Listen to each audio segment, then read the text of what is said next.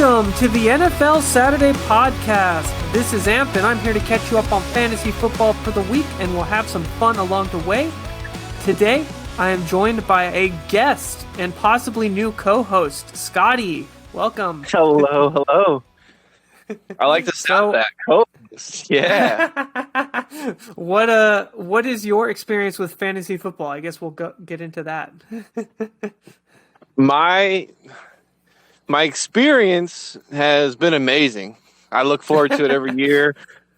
And when it comes, I dive all in. I like the stats. I like doing the research and the studying and knowing who the fourth string running back is just in case. If you're asking my history, last couple of years, not that great. I'm going to be honest. I'm on a losing streak. I got to start watching this podcast so I can get back into it. Well, you can't win every year when I'm winning every year. So That is true. You have been owning our souls lately.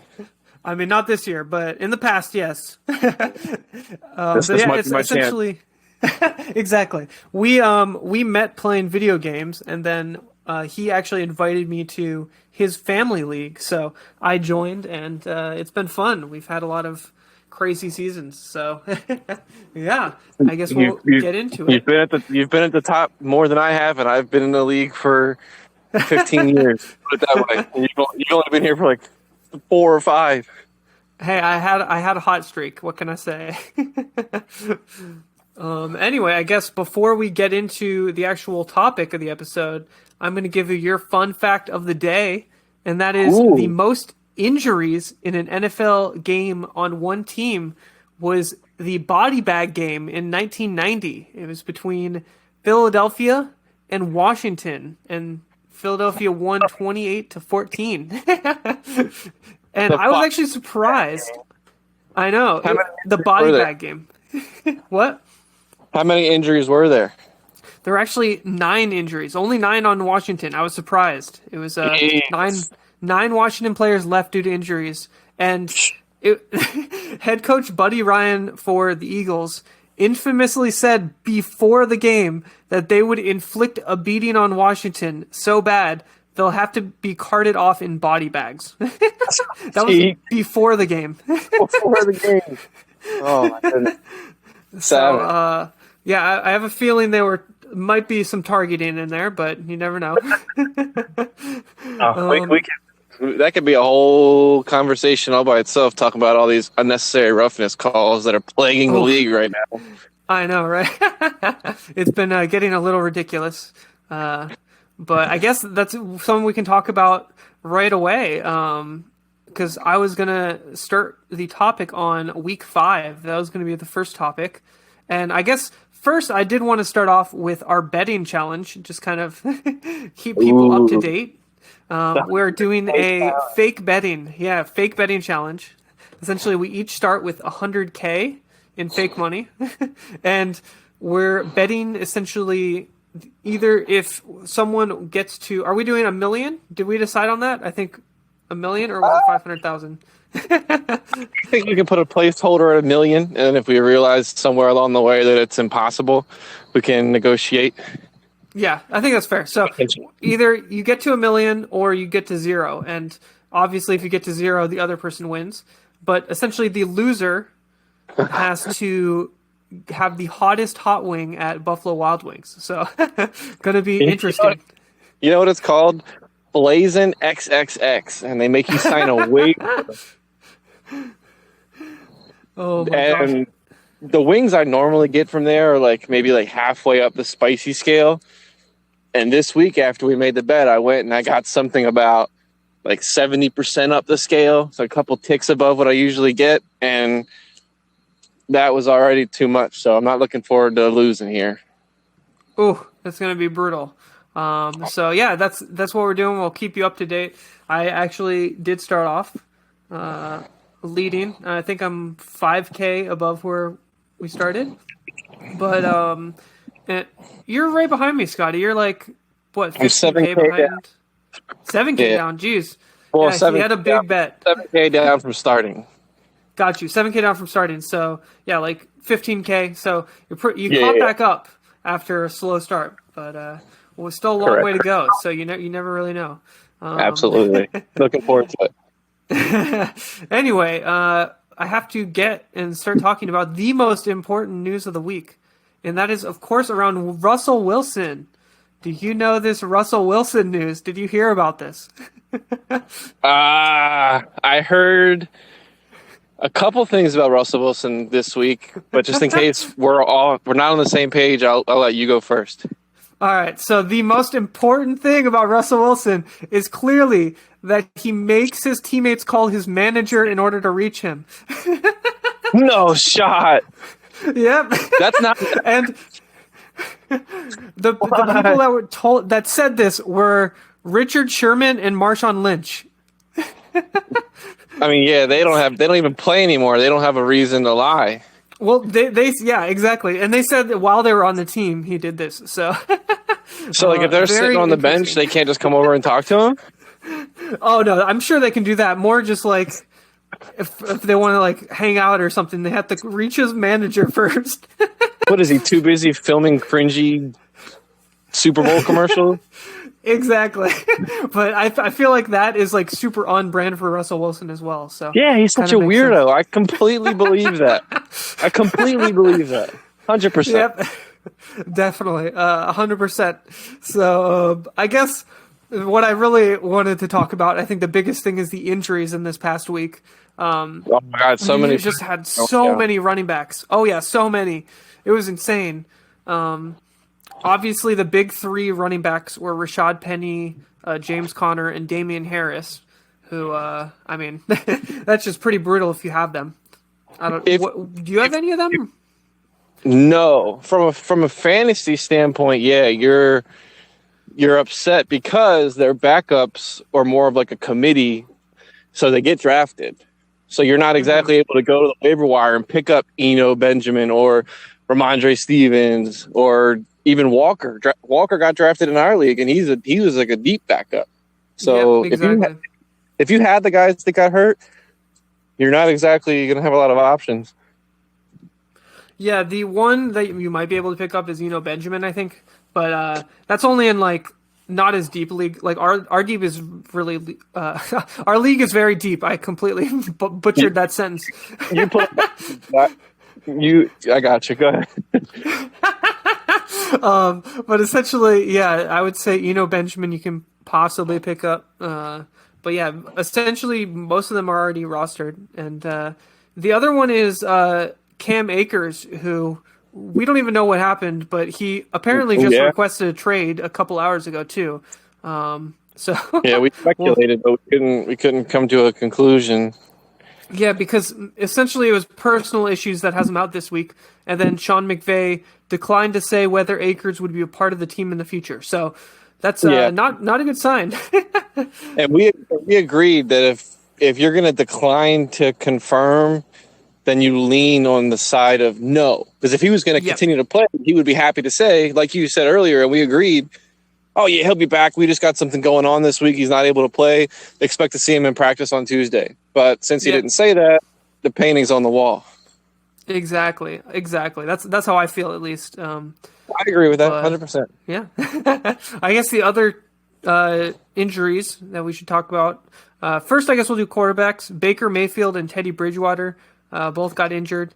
Teddy Bridgewater is pretty minor. I mean, he was already a backup, so not a big one. But that does mean Skylar Thompson, though. Oh no, it's fine. Skylar Thompson's going to play. And do you think fantasy-wise, Tyreek Hill and Jalen Waddle are kind of screwed this week? Do you agree? Here's, I'll go 50%. I'll say Jalen Waddle is screwed. When Skylar came in last week, Waddle was only targeted 2 times, where Tyreek Hill still finished the game with 7 catches. Those new quarterbacks are pretty predictable, where they're going to lock in on one guy that makes them comfortable. And Tyreek Hill is just that guy for everybody. So I think Waddle's going to get left behind. You can still expect maybe 5 or 6 catches, and Hill can still always score anytime he touches the ball. So yeah, I would say bench Waddle and keep Tyreek Hill in your lineup. Yeah, I would agree. I said something similar last week when Tua was going to be out. Just Yeah. that Jalen Waddle has that like college connection with Tua. So without that there, I'm like definitely worried for him, and I would try to trade him because he was wide receiver 5 before last week. So Oh, he was a beast. yeah, He was he was leading the league in reception yards through the first couple 3 or 4 weeks, I'd say. And then yeah, Tua got hurt. Obviously, that goes away. The other interesting thing surrounding that game is that they actually said Teddy Bridgewater cleared. you got some NASCAR drivers driving by you. They actually said that Teddy Bridgewater cleared his protocol, and he still will serve as a backup. So Uh huh. either they're resting him just to get him one more week because of what happened to Tua, trying to rush him back in, Yeah. or they actually have confidence in Skyler. Maybe they saw something in practice and they said, that's our guy for right now. We're going to Yeah, find who out on knows? Sunday. Yeah, I have no clue, but I'm definitely betting against the Dolphins. I'll say that much. Oh, I guess 100%. yeah. The last two major injuries that I thought were major were the wide receivers, which were T Higgins and Chris Olave. Chris Olave has been great, and Oh T my Higgins God, has he's been been all good. right too. But yeah, Chris Olave thankfully got that touchdown while he got injured, so it didn't completely ruin his fantasy week. But since it is like a concussion, kind of they're being a lot more safer right now after Tua after Tua's injury. Yeah, everyone's being super careful. Yeah, so definitely worried about Chris Olave not playing. And then T. Higgins, I mean, I'm not playing him this week, even if he is active. I don't know about you, but I'm definitely staying away from him. No, but I do have another couple of injuries surrounding that game Oh, that make things a little more interesting. is it the defense? It is one of each. So on the Saints, Olave is not the only player ruled out. Oh, Actually, yeah, Jarvis Landry. Too. Jarvis Landry Correct. is also not playing. And on the defensive side for New Orleans, Lattimore is out. Oh, I did not know that. That's pretty big. So that opens up like your Tyler Boyds, your Jamar Chases. If he's a blanket DB, he's not there to blanket anybody. Yeah. Hopefully that I opens was up actually Cincinnati. I was gonna mention that next. I think after injuries, I wanted to talk about the replacements and kind of how you thought they were gonna do. So I guess we'll start with Tyler Boyd. You think he's gonna do well this week, or I mean, he's been pretty good in the past, so I kind of do lean that direction. I think we categorize him as like a veteran at this point. Mm-hmm.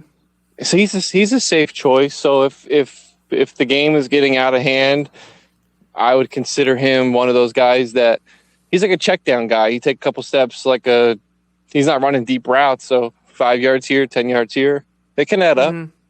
Yeah, definitely. I think Jamar Chase is still the guy to play in that game, of course, but expect Tyler Boyd to rack up some stats. Yeah, of course. Yeah, They definitely. might No, even I have to agree with that. they might even have to double team Jamar Chase because Lattimore's not there, which even further opens up your other options.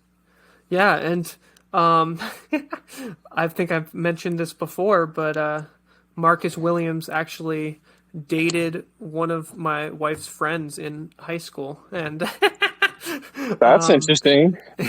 and after the Vikings' infamous Hail Mary, I always kind of laugh a little bit because it's pretty funny. Is he the guy who He tried was the to guy go that for missed the? the tackle. Yeah, he missed the tackle. We on can talk sticks. about that tackle for 5 seconds. Who in their right mind goes for the big blow up hit when all you have to do is push the guy out of bounds to win the game? Who goes for the highlight reel? Winning should be more important. Oh, Yeah, we could talk about agreed. that for an hour. Oh, we totally could. Awesome. So, I also, I guess, wanted to talk about Kenneth Walker III, Benjamin, and Ramondre Stevenson. I think those three. Actually, also throw in Daryl Henderson. Might as well. Darrell Henderson. I was gonna bring up Henderson. We can do him last. Yeah, I guess we'll do him last. What do you think about the other three? I guess. Do you think who? I guess long term, who do you think has the most upside between Walker, Benjamin, and Stevenson? I'm gonna have to go Ramondre Stevenson. Yeah, I did already feel like he was chipping into the touches before the injury. He's a beast. You look at him and he reminds me of like a Marshawn Lynch kind of guy. Like his size and then how quick he's able to move. I like him. Of the three, I agree. And I would put Eno Benjamin at the bottom. I don't like Arizona's offense. I think Kyler Murray tries to do too much, and that's going to limit the run game. I think Eno Benjamin might even be irrelevant. Interesting. Okay. I mean, for me, I do agree with Stevenson. I think I have Walker below Benjamin only because I'm at least, I guess, long term. I would probably. The thing with Benjamin is if he does well, I honestly think he could just take the role because he's been good in the past. And Connor has not been good this year, so that's kind of where I'm at. And I still think Seattle's going to be a timeshare, but I don't know about you. That's fine because I'm actually having trouble remembering who the other guy in Seattle is after Walker. I know Penny's hurt. DJ Dallas. DJ Dallas. I mean, that sounds like a running back name right there. just give that guy the ball. I don't know about you, but I don't want a guy who's supposed to be running with the name Walker. That's like a what is it called? Like what is it? An onomatopoeia when you call someone like Biggie Smalls or something? That's funny. But all jokes aside, I think he will be good. As soon as Rashad Penny went down, he was picked up like 10,000 times across Yahoo leagues within like an hour. Obviously, there's a lot of faith behind him, so I expect big things from him. All right, I guess we'll see. And then I guess what do you think of Henderson? Do you think he is the biggest pickup or biggest player, I guess, with upside right now? This week specifically, I was going to say that I have a lot of with Allen Robinson not getting targeted very often, and Cooper Kupp is actually nursing an injury. With Henderson taking over the backfield for the time being, his role as a catching back, I think it's going to blow up this week. If he caught like 7-8 passes this week, I wouldn't be surprised. Yeah, I'm in the same. I think he essentially solidifying the role will be huge for him because he has like a safe floor now. I think like he'll get like 10 points probably no matter what. Minimum. I think that's now not necessarily fantasy related, but could they now make a move for Christian McCaffrey with all these trade talks whirling around? Cam Akers goes away. I would be surprised just because they're like cap. They're so close to the cap already. Yeah, you're right. They're paying too many players too much money. Yeah, you're right. Yeah, and I don't think they have draft picks anyway to give up for the next 3 years. So. Yeah, and honestly, they're a passing team anyway, so you wouldn't want to bring a guy into a supporting role when he should be a superstar. Yeah, exactly. That's a fair point. Fair point. All right. I actually did have. Oh yeah, what were you going to say? I have on my team Kelvin Benjamin, who actually just popped up on the injury report, but there's no report. They just put a questionable tag on him and didn't say what happened. Yeah, no.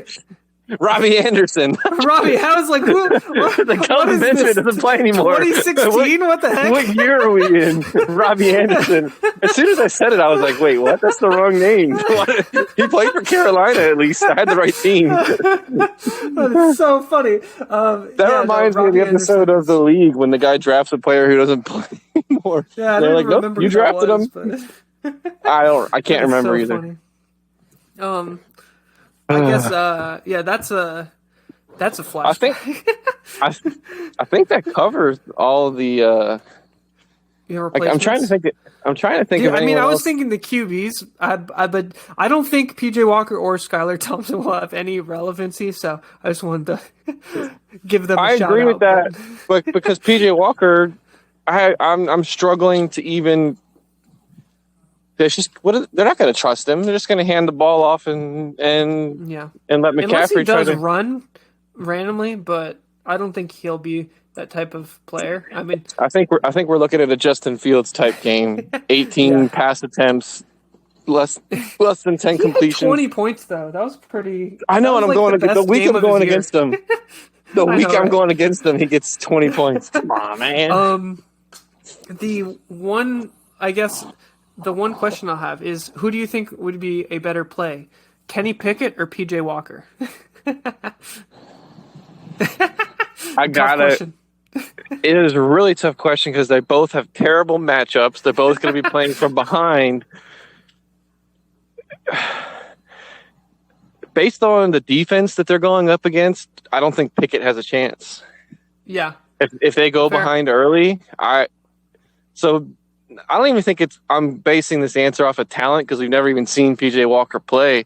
Just based on the matchup, I got to go Walker. If you had to I play will one of say them, he Walker. still got 15 points last week against Buffalo. So, 15 points is a good floor for yeah, a guy you probably are in desperation mode if you're playing him. You know I what? am playing him I'm this still week. locking in Walker. I'm still locking in Walker. Fair enough. I am playing Kenny Pickett though this week in our league. Just So. because Tampa Bay's defense is still in the conversation as one of the better defenses, and I expect them to go ahead early, so they're going to just be able to focus on the defensive side of the ball and put together long drives so the defense will be rested when they come out. I don't think Yeah. Pickett has a chance. I think that's a good point.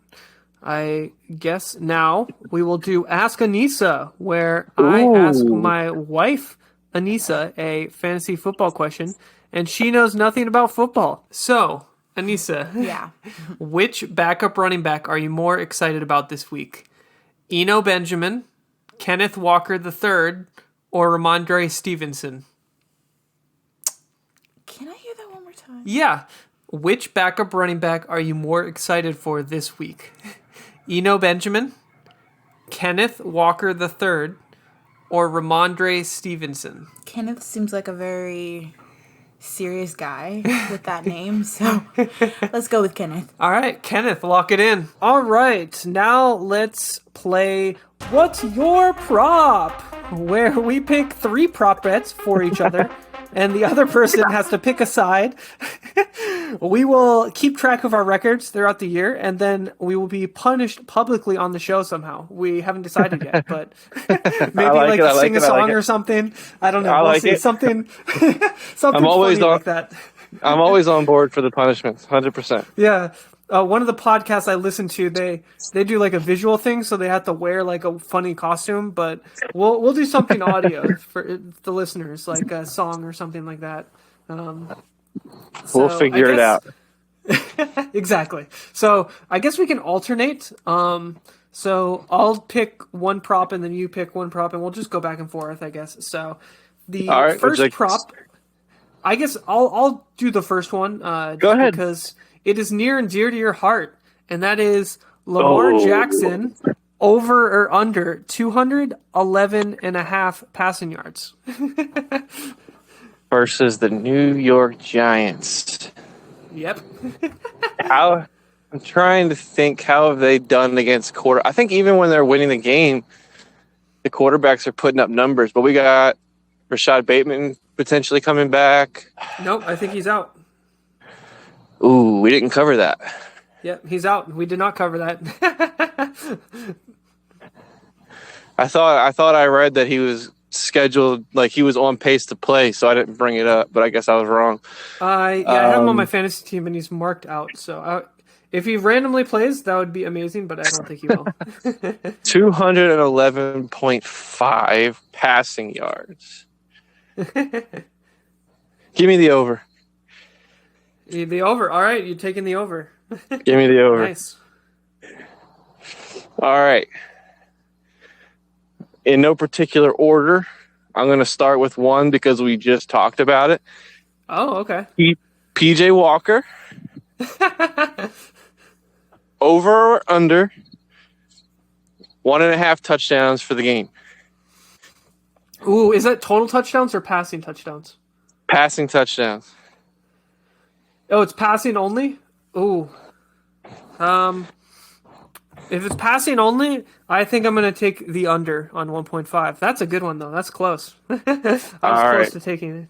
I think if it was total touchdowns, I would have taken over. But all right, so you're saying Walker will have 1 or less touchdown passes. Okay. Yeah. Mark it down. Unless McCaffrey gets traded, but I can't swap, so I kind of just have to risk it. And I'm going under. I don't think he'll get traded on Saturday before the game. That would be wild. Right? Like he's on a plane right now, heading to the other team. They're going to announce it in the morning. Oh, that would be brutal. All right, I guess I have a fun one now. So all right, I love this one fun. is going to be Amari Cooper. Over or under 52.5 receiving yards? Browns at home versus New England, who have a quietly good defense. But who the heck else is getting the ball in Cleveland? It's a tough one. This one's a really tough one. At least for me, it was. So, give me the over. I'm an optimistic guy. Picking the over. All right. I do think that Nick Chubb rules. I think Nick Chubb rules that game. I do think that they win the game on the ground. So I don't know why I'm taking the over. Just let's do it. Let's do it. All right. We'll give you the over. So what's your second over under for me? Right. Or something else, I guess. I don't know if you have a spicy pick. All right. I want to try to leave the more interesting one for. I sort of just gave you my answer for this one. What I think it will be. But we're gonna stay in Cleveland. Oh, okay. I went with Nick Chubb. I didn't take this off of any board because I didn't think their numbers were realistic. Okay. So I chose my own numbers. 99.5 rushing yards for Nick Chubb. Oh, wow. That's a big number. It is a big number, but I didn't like they were putting it in like the 70s and the low 80s, the couple places I looked. So, oh, that's tough because I do agree. I think he's going to have a good game. It's just, I think so far most of his fantasy points have been through touchdowns. So I think I'm going to have to go under. That's a hard one though. Yeah, I think I'm going to. He has had a couple 150-yard games. Yeah, that is scary. I mean, it's just scary because he could just have like a big play and then just crush me. So I guess I am the pessimistic one though, and you are the optimistic one apparently. So, sweet. I guess now we'll go into the third pick. I'm interested to hear. I know you picked the over on Lamar Jackson and over on Amari Cooper. And now I have a crazier one. This one isn't like a standard just total receiving yards or total passing yards. This is going to be longest reception for the game, and it's going to be for Michael Pittman. And his longest reception, over or under 22.5 yards. So will he have a reception that's longer than 22.5 yards? with Nyheim, Hines ruled out. I think Paris Campbell is still nursing the injury. Mo Alley Cox has been irrelevant. He's just had one good game. God, I'm just gonna seem like the lame guy going over. But who else are they giving the ball to? The longest reception, you said 22.5 yards. Yeah. Longest single, like. And they're playing the Jags, by the way, if you didn't know. Yeah, and they dominated them the first time they played a couple weeks ago. Now we're talking like just length of the play. So if he catches a 1-yard pass and runs 22 yards, that counts because it would be a 23-yard reception. Yeah, whatever it counts in the stats as. And it's reception, not rushing. So if he runs for a 23-yard play, that doesn't count, yeah. Man, oh man. All right. Give me the under. I expect No, Jacksonville. you're taking the under. Ooh, I okay. expect Jacksonville to dominate again. Matt Ryan is a dud. He might be double covered because they have no one else to really give the ball to right now. Yeah. I want to go the over because, but I'm going to go under. I'm going to go under. All right. I like it. I think good choice. I guess what's my last pick? All right, for your last pick, you don't have to go very far, but I would. We're traveling to Seattle.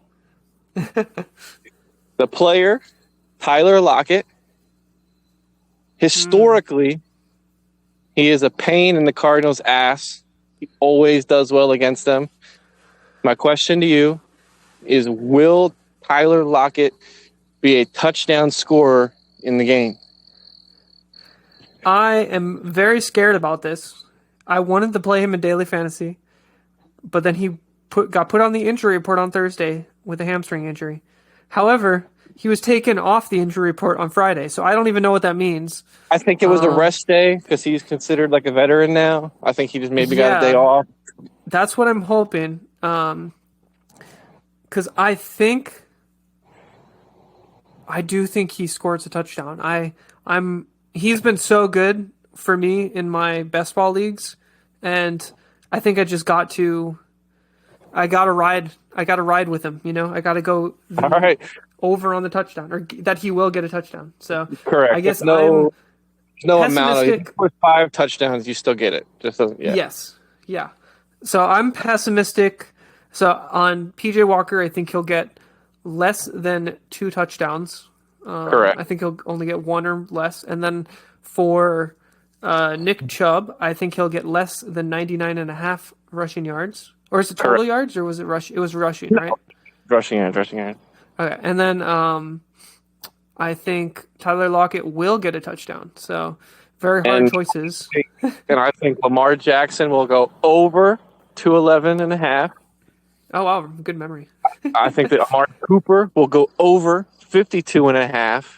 Damn, impressive. I'm impressed. And I don't remember the last one. I remember the other 2, but I don't. It's the longest reception. I remember Pittman 22.5, longest catch of the day.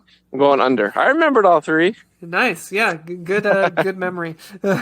All right, so I guess now we can just talk quickly about week 6. I don't want to talk too much about it, but I mainly just wanted to talk about the 3 big games that I think will be like high scoring.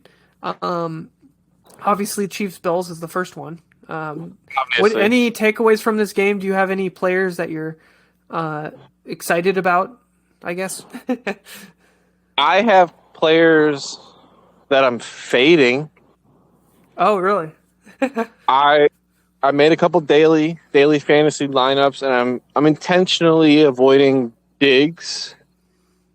I like that.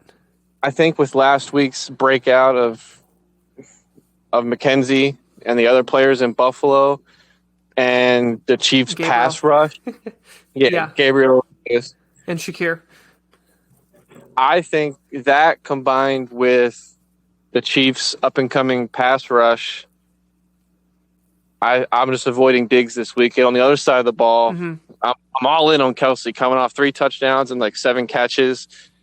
Yeah. If he's catching 7 passes and scoring 3 touchdowns, I'm putting him in the unstoppable category. And I think he's a play every week. I mean, if you can afford him, if you can fit him in your lineup, no other tight end even comes close besides maybe Mark Andrews, maybe TJ Hawkinson, but no one else is really in the conversation. Yeah, no, really not. I mean, even TJ Hawkinson has been pretty bad every week besides the 1 week. So true. I think one crazy week. Yeah, like Taysom Hill has like scored more than TJ Hawkinson now, I think. But I would say I agree with everything you said. I think I'm especially Isaiah McKenzie. I'm super excited about him because last week he was out with the concussion, and they were just being safe because of what happened with Tua, I think. Correct. And he was doing really good before that, and Khalil Shakir replaced him last week and got like 30 points. So I think essentially Isaiah McKenzie's role is just like super crucial for their offense, and especially in a game where they're going to be tight the whole time. I really think I agree with he's that. just going to be catching a bunch, and then also I think Devin Singletary is going to have a really good game, because if you looked at his snap shares, he's been like 50% in the weeks where they blow a team out, but then he's been in like 70% like or higher, like 80% when it's a close game because they want him in the game. So I really think Okay. he's gonna be playing all game and get a ton of points. I guess like on- that. yeah. He's a pass catching back as well. Yeah, exactly. I can easily see that because that goes hand in hand with how I was saying the Chiefs pass rush is kind of stepping up the last couple games. If they're getting to Josh Allen and then he has to check down, Singletary's probably going to be the first option most times. Okay, Definitely. I like that. I agree with that. I guess the other player on the Chiefs that we didn't talk about yet was Clyde Edwards-Helaire. Do you have any faith in him? I am proud to say that not only am I not on his bandwagon, I don't think I could claim that I ever was. The man doesn't get me excited. When he gets the ball, I don't automatically think like something could happen. Yeah, He I doesn't used do to. it for me. And that is why I drafted him in a dynasty league with the 101 pick over Jonathan Taylor, and I'm still regretting it. But I kind of okay. have to stick it out because no one will trade for him. It's a 16-team league and no one wants him. So I don't see that changing anytime soon, unfortunately. yeah, I mean, at least for the price I want to sell him for, because I still feel like he has some value. So Yeah. I'm just essentially hoping he gets a touchdown every week, and it's Yeah. a very scary game because you end up relying on him like last week where he only gets 4 points and I only needed 8 to win my fantasy league, and he only got 4. So I was very sad. Or I think he got 6, so it was even closer. But Yeah. The other thing you could count on is say he put together like 3 decent, above average for him fantasy performances. And then at that time, you have to tell yourself, no, he's not back. This is a fluke. Sell Yeah. high. And just take that opportunity to get anything for him. yeah, But well, the way the I Chiefs mean, I play, had him like, after week 3, I think he was the RB like 4 or something, or even higher maybe. And I tried to trade him for like Devin Singletary or Ramondre Stevenson, and I threw in Allen Robinson as well because I'm kind of screwed. So I was just trying to trade like 2 of them Anything. for like a younger talent that has some upside possibly. Didn't end up working out, so no one would brutal. accept him. Allen Robinson and Allaire for just one guy, and you still got Yeah. rejected. Woof. Exactly. I'm still crying about it, but at least you didn't trade. Who was it? I traded Kenneth Gainwell and Devin Duvernay for Allen Robinson last year, and I was like, "Oh, sick!" Like, I definitely was, especially going into this year. Like the Allen Robinson hype was like getting really high, and I was super excited. And then I should have just traded him. I made a mistake. What can you do? At least you don't have to be super upset about Gainwell, because at the beginning of the season, the conversation was that Yeah. he might just take the job, and now Miles Sanders is like 3rd in rushing yards. Yeah, it just sucks because Devin Duvernay is literally just doing better than Oh Allen my god! Robinson. all he does is catch like 50-yard touchdown passes like once a week. Yeah, He just runs in a straight line 60 times a game, and eventually he gets open for one of them. yep, exactly. I guess the other game I did want to talk about was, well, one of the other two was Cardinals Seahawks. I think this game is going to be like super high scoring. I don't know about you. Do you kind of agree that it's going to be surprisingly high scoring? I think the Seahawks have been a part of like 2 games so far this season with like over 80 points.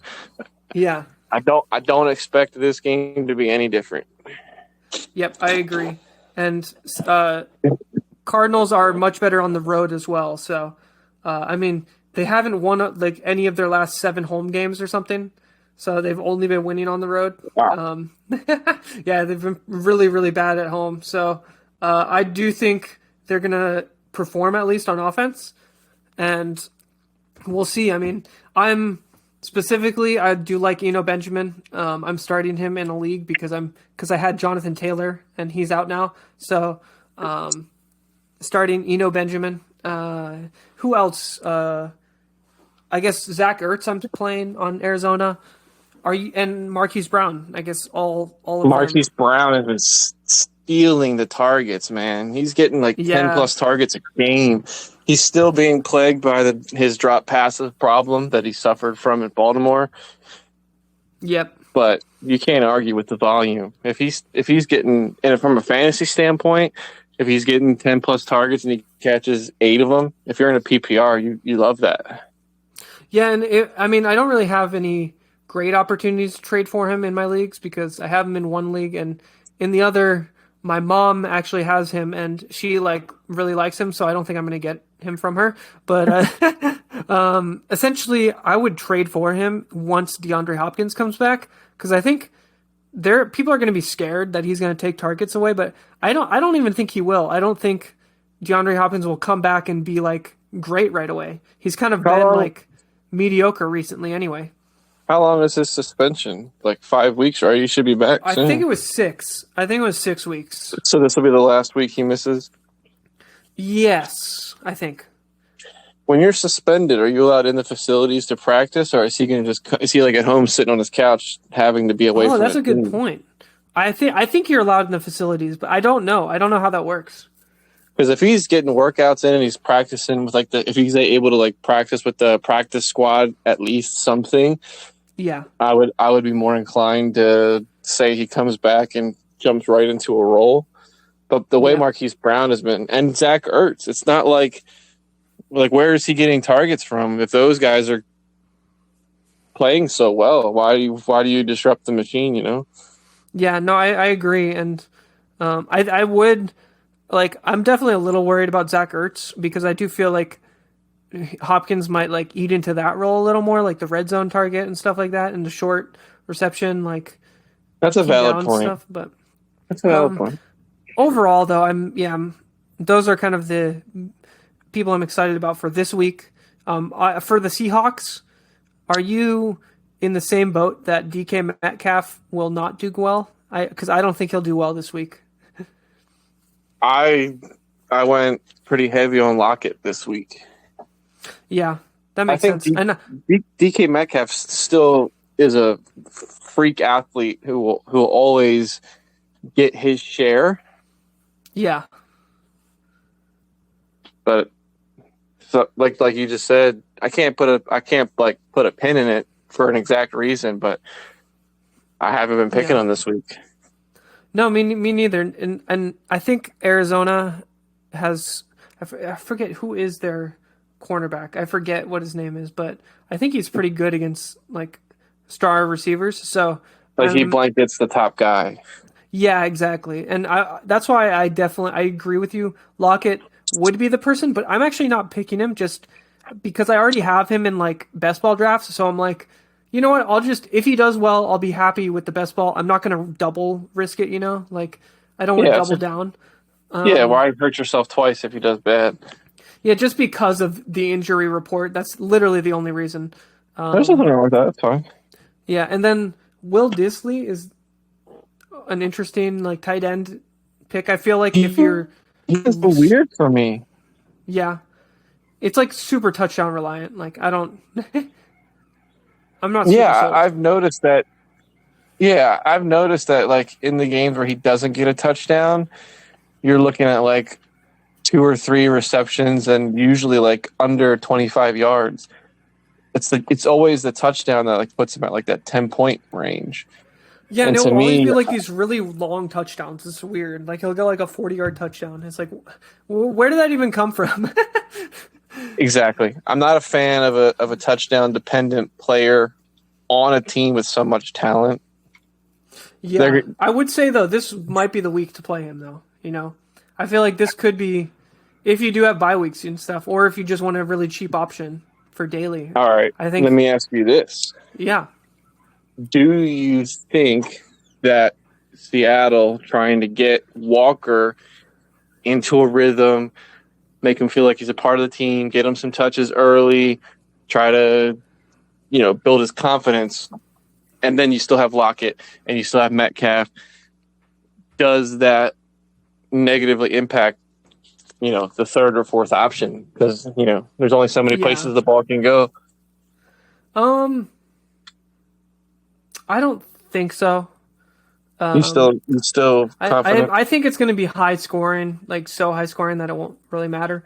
The over under is 50 on Sportsbook, so I think I picked the under.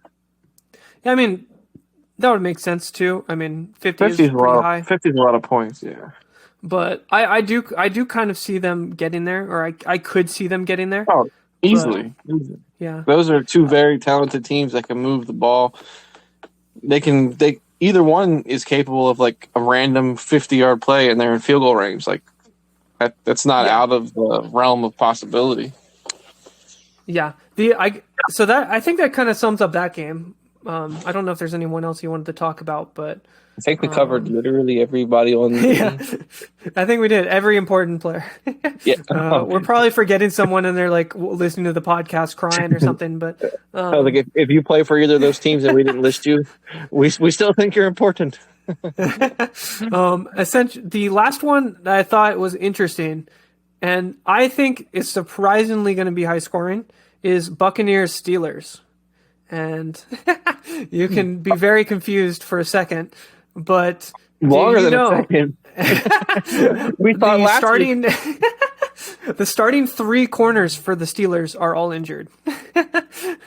Okay. And the Tampa Bay has Godwin back, obviously. Mike Evans. I think Gage is also slated to play. Yeah. Russell Gage. Now, when you say you think it's going to be a surprisingly high-scoring game, do you mean to say that you think it'll be a shutout and Tampa Bay will just score a lot on their side? I think Tampa Bay will score a bunch in the beginning and kind of like slow down, and then the Steelers will like end up scoring like 20. So I think I could see it being like mid-30 something, like 35-20 or something, like something crazy like that. All right. Who do you think scores the touchdowns for Pittsburgh from a fantasy standpoint? If you had to play a Pittsburgh player, Kenny Pickett or George Pickens. Well, George Pickens for sure. He has had back-to-back, like he had a 17-point week and then a 15-point week. And like Chase Claypool has been like invisible. Yeah, and it's like having since he in the first game where he got 17, it was only when Kenny Pickett came in. So George Pickens is like just like a perfect. I don't know. I think he's like a good desperate play or like cheap play in daily fantasy.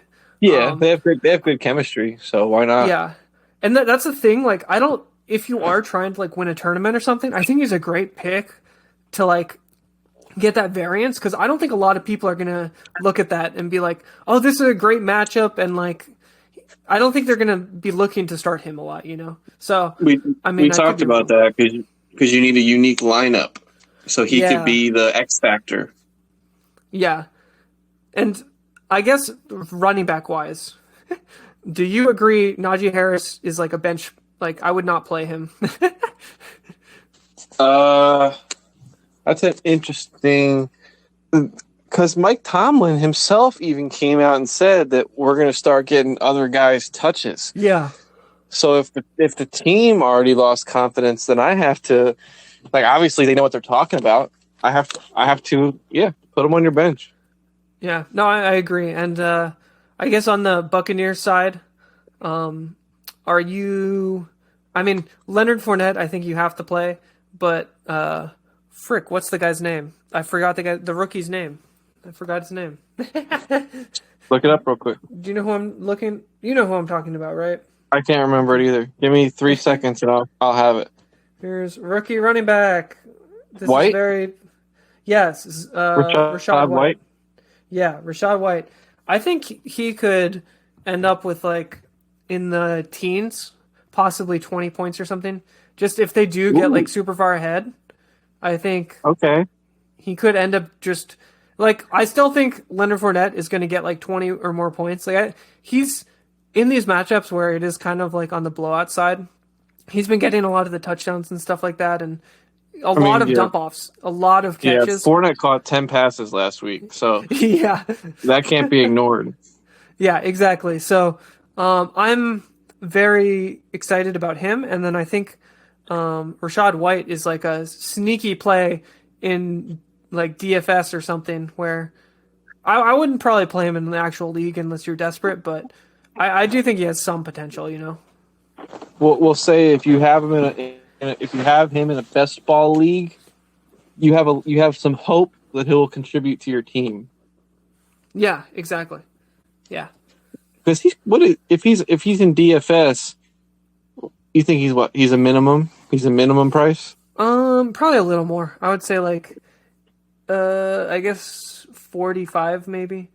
I mean, there are a lot of cheap running backs, so it may not be worth it this week, but everyone is going to be playing like Kenneth Walker, Benjamin.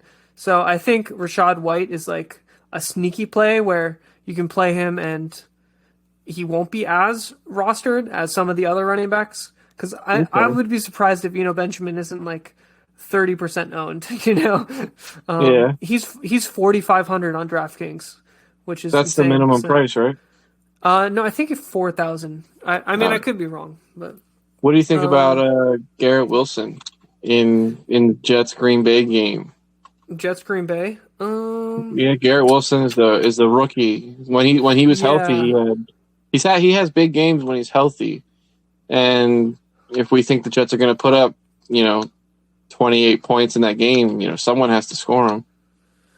Yeah, I don't mind it. I'm still worried about Zach Wilson chemistry. I do think the Jets. I mean, I think the Jets could win this game. I think it's. I've kind of explained it to you already, but like the I think Packers the coming Jets back can- from London without having a bye is. I think Correct. that's going to be a pretty huge. So we'll kind of see what happens, but I think you could play him. I'm not opposed to it. And then you have Breece Hall, obviously. Yeah, Breece Hall and even Michael Carter is. But I don't think Michael Carter. He just got 2 touchdowns and He's only got touchdown like 12 dependent. points. Yeah, he's the vulture. That's it. Yeah, so definitely Breece Hall. I mean, Breece Hall is like a rock. He's going to be like the next big superstar in the league. So yeah, definitely. The only reason I mention it is to because talk that's about. my sneaky pick for a high-scoring game. Oh yeah, the Jets. The Jets Green Bay. I wouldn't be surprised to see that hit like the 48 to 50 point mark. I do think that's going to be a Really? big game. I do think it's going to be a big game. I mean, yeah, I could see the Jets winning like 30-17. That could. I would support that. The bet. 100%. Awesome. Well, anyway, thank you for joining me. I think we can call it here. It's been a much longer episode than the previous ones, but I think the new format I like a lot. So hope to see you next week. And Absolutely. Now time for the strong opinion of the day. Ooh. And that is the MVP should be the best player in the league, not the most valuable player to a specific team.